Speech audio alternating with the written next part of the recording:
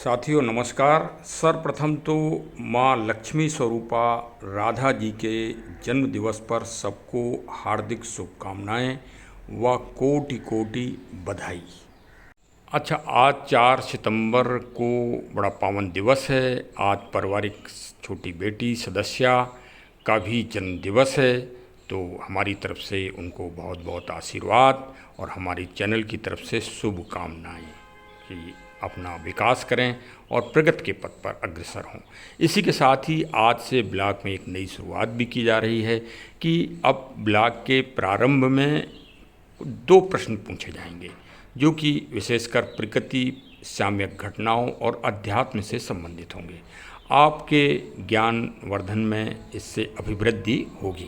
आज के इस ब्लॉग के प्रश्न की शुरुआत राधिका जी से ही हो रही है कि राधा जी के माता और पिताजी का नाम क्या था, एक क्वेश्चन। दूसरा प्रश्न ये कि उनका जन्म कहाँ पर, किस नदी के किनारे हुआ था। पहले प्रश्न का उत्तर तो मैं तुरंत ही बता दे रहा हूँ कि उनकी पूज्य माता जी का नाम कीर्ति जी था और पूज्य पिताजी का नाम श्री वृषभानु जी था। इसके बारे में बड़े अच्छे लोकगीत भी बने हुए हैं और किस स्थान पे उनका जन्म हुआ था, किस नदी के किनारे हुआ था, ये ब्लॉग के अंत में आपको जानकारी होगी। हमेशा ब्लॉग में 2 प्रश्न पूछे जाएंगे, एक का उत्तर तुरंत बताया जाएगा और दूसरे कुछ प्रश्न का उत्तर ब्लॉग के आखिरी में बताया जाएगा, जिससे आप अच्छी तरह से हमारे ब्लॉग को सुनें व समझें। अब चलिए, प्रतियोगिता परीक्षा 2022 श्री आधार सिंह परीक्षा प्रतियोगिता 2022 के प्रश्न संख्या 9, 10, 11 के उत्तरों का आप समीक्षात्मक उत्तर प्राप्त करिए और अपने उत्तरों से मिलान करिए। हमारे द्वारा जो उत्तर दिए जा रहे हैं उनमें अवश्य कुछ न कुछ प्रेरणात्मक चीज़ें आपको मिलेंगी, जिससे आपका ज्ञान वर्धन अवश्य ही होगा। अपनी प्रतिक्रिया जरूर हमको कमेंट सेक्शन के माध्यम से बताइए, हमारा उत्साहवर्धन होगा। अब आ गए प्रश्न नंबर 9 पे। 9 का तो प्रश्न का जो स्वरूप है वो पूरी तरह से पर्यावरण, प्रकृति और जलवायु से ओतप्रोत है और वर्तमान में है, पुरातन व्यवस्था में नहीं कि हम ये कहें कि भारत के प्राचीन ऋषि थे, नहीं, आधुनिक व्यवस्था में ही है और विश्व स्तर की सोच से संबंधित है। प्रश्न है कि ओनली वन अर्थ, केवल एक पृथ्वी, यह नारा किससे संबंधित है, यह नारा कब किसने क्या करके दिया है। देखिए, प्रश्न नंबर 9 का उत्तर जरूर आप सुने और ध्यान से सुने, क्योंकि हमारे चैनल का उद्देश्य ही प्रकृति, पर्यावरण और जलवायु संरक्षण को जन जन तक पहुंचाने का है और ये प्रश्न उसी से संबंधित है। ओनली वन अर्थ, यह देखिए, कुछ देश दुनिया में ऐसे हैं जो वास्तव में प्रकृति के संरक्षण के लिए पूरी तरह से समर्पित हैं। यद्यपि वो छोटे देश तो हैं, लेकिन उनकी जागरूकता बहुत अधिक है, जिसमें स्वीडन है, स्वीडन है और जो है न्यूजीलैंड है और डेनमार्क है। ये बहुत अच्छे देश हैं जो हरित क्रांति के लिए जाने जाते हैं। इस श्रेणी में हम अमेरिका को नहीं रख सकते, क्योंकि अमेरिका ने पेरिस सम्मेलन में इन नीतियों का बहुत डटकर विरोध किया और तभी से वह अपने जो उनका रुतबा था उस रुतबे में स्पष्ट रूप से कमी आई और पर्यावरण संरक्षण का अब जो बिगुल विश्व स्तर पर है वो भारत ने उठा लिया है, भारत की नीतिवान नीतियों ने। कोई देश एक विचारधारा को लेके नहीं चलता, देश के नागरिक एक विचारधारा को लेके चलते हैं और उस विचारधारा को मजबूत बनाते हैं। उसमें भारतीय किसी भी अच्छी विचारधारा से, नीतिवान विचारधारा से कभी भी पीछे नहीं रहते। ओनली वन अर्थ, सिर्फ एक पृथ्वी का नारा सर्वप्रथम 1972 में पर्यावरण की सुरक्षा व संरक्षण हेतु संयुक्त राष्ट्र संघ ने जो सम्मेलन किया था स्वीडन में, उसकी राजधानी स्टॉकहोम में ये प्रतिपादित हुआ था। वर्ष 2022 में यह स्लोगन इसलिए चर्चित हुआ कि जो एनवायरनमेंट डे है उसकी थीम इस बार यही रखी गई है, इसी थीम पर ही इसका कार्य हो रहा है। और भारत के जो विश्व प्रसिद्ध मूर्तिकार हैं जो सैंड बालू पर चित्रण करते हैं, श्री सुदर्शन पटनायक जी, उन्होंने सैंड बालू में इस मूर्ति और इस स्लोगन को अंकित किया है, जिसकी पूरे विश्व स्तर पर उनका ये प्रयास हाईलाइट हुआ है। तो 5 जून को ये पर्यावरण दिवस पर विशेष कार्य उन्होंने किया था विश्व स्तर पर। तो भारत के नागरिक कभी भी पर्यावरण, जलवायु और प्रकृति के संरक्षण में पीछे नहीं रहते। वो दुनिया के लिए एक आदर्श स्वरूप हैं। और भारत के प्राचीन साहित्य, वेदों से अथर्ववेद और अन्य बृहत संहिता आदि से दुनिया के लोगों को ज्ञान लेना चाहिए और प्रकृति पर्यावरण के संरक्षण के टिप्स सीखना चाहिए। अब हम आ गए प्रश्न नंबर 10 पर, और प्रश्न नंबर 10 को मैं पढ़ रहा हूँ, जो भी यह भी पर्यावरण और जलवायु और प्रकृति से संबंधित है, कि भारत में इनसाइक्लोपीडिया ऑफ फॉरेस्ट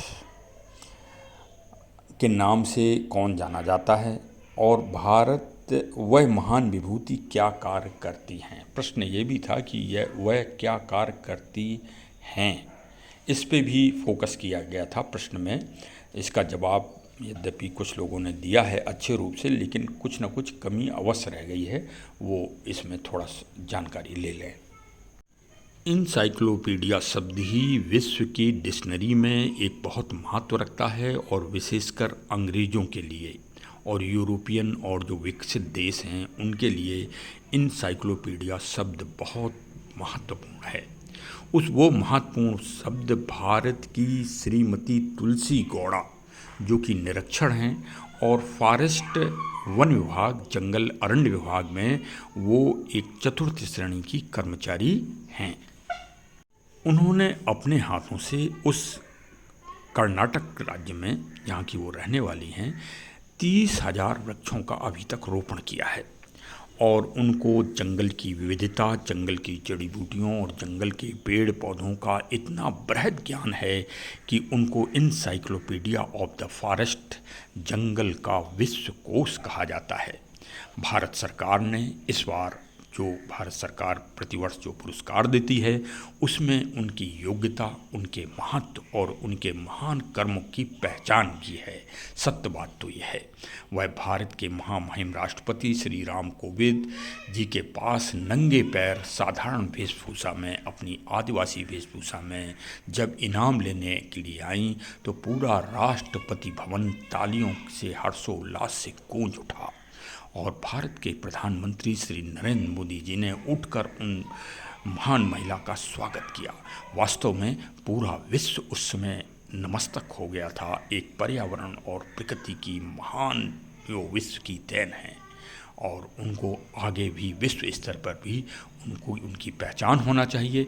उनके उत्साह और उनके सम्मान की उन्हें और पुरस्कार मिलके इसमें अभिवृद्धि होना चाहिए, जिससे पूरी दुनिया में एक महान संदेश जा सके। धन्यवाद।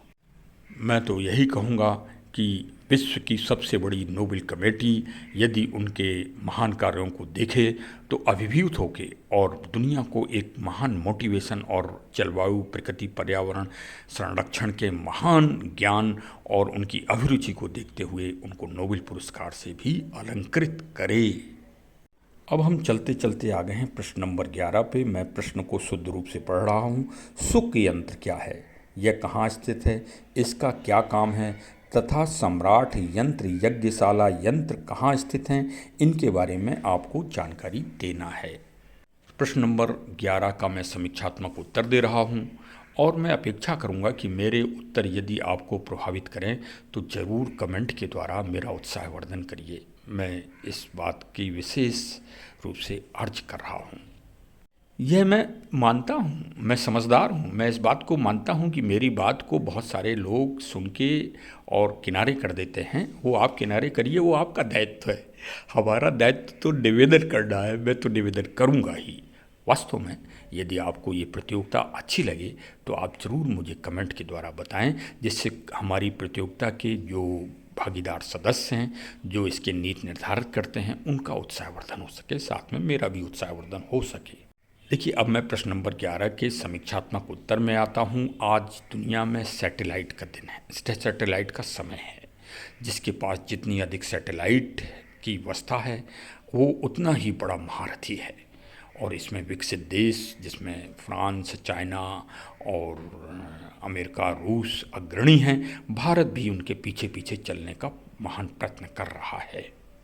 सम्राट यंत्र वास्तव में, जैसे इसका नाम है, कि यह ध्रुव तारा की गति, इसके द्वारा हम देखते हैं कि ध्रुव तारा किस अक्षांश पे चला गया और ध्रुव तारा की स्थिति क्या है। ध्रुव तारा से हम अपनी खगोलीय घटनाओं का काफ़ी कुछ निर्धारण करते हैं। यज्ञशाला, तीसरी चीज़, खगोलीय पिंडों की गणना की हम इससे जानकारी करते हैं। यह प्राचीन अनुसंधान केंद्र और आज आधुनिक काल में भी यह उज्जैन के महत्व को सिद्ध करता है। वास्तव में उज्जैन आज भी खगोलीय और अंतरिक्ष की दृष्टि से दुनिया के सर्वोत्तम महानतम केंद्रों में ये है, जो बात आज से 500 साल पहले राजा भोज ने इस बात को समझ लिया था और भोज ने ही अंतरिक्षशाला और विभिन्न तरह के यंत्रों का निर्माण उज्जैन में करवाया था। इससे पहले भी राजाओं ने वहाँ पर ध्यान दिया है और महाकाल ही वहाँ स्थित हैं। काल मतलब समय, पूरी दुनिया का समय महाकाल भगवान शिव के रूप में वहाँ स्थित हैं, लेकिन हम लोग तो निरक्षर आदमी हैं और महाकाल कह के समय, काल का मतलब समय, उसको हम गौण कर देते हैं। सत्य बात तो यह है, महाकाल का मतलब दुनिया के समय का काल वहाँ पर निर्धारण होता है, ये समझो। अब आज के ब्लॉग का समापन मैं यहीं पर कर रहा हूँ। अब प्रतियोगिता के जो शेष प्रश्न बचे हैं 12 से आगे के, उनके प्रश्नों के उत्तर अगले सैटरडे संडे को उपलब्ध कराऊंगा। आपको हमारी ये किस तरह से लग रही है प्रतियोगिता का क्रम ज़रूर अवगत कराइए। और जो दूसरा क्वेश्चन था आज का, उसका प्रश्न ये है कि उत्तर ये है कि रावल गांव जो बरसाना मथुरा के पास पड़ता है, वहाँ पर लक्ष्मी स्वरूपा राधा जी का जन्म हुआ था और यमुना नदी पहले उस गांव के बिल्कुल किनारे बहा करती थीं, लेकिन लगातार हो रहे अतिक्रमण और जल स्तर की कमी के कारण उन्होंने उस गांव से दूर अपना बहाव कर लिया है।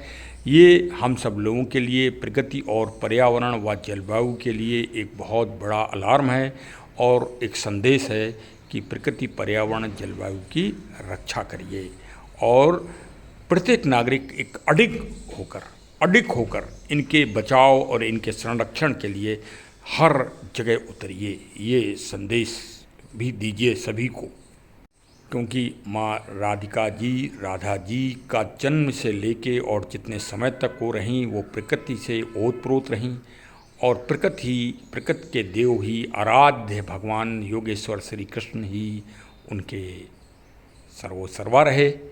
तो प्रकृति से ही उनका आलिंगन हुआ, प्रकृति से ही उनका सामीप्य हुआ। इसलिए प्रकृति का संरक्षण जरूर सब लोग करिए। आज जिनका जन्मदिन है उन सबको बहुत बहुत शुभकामनाएं।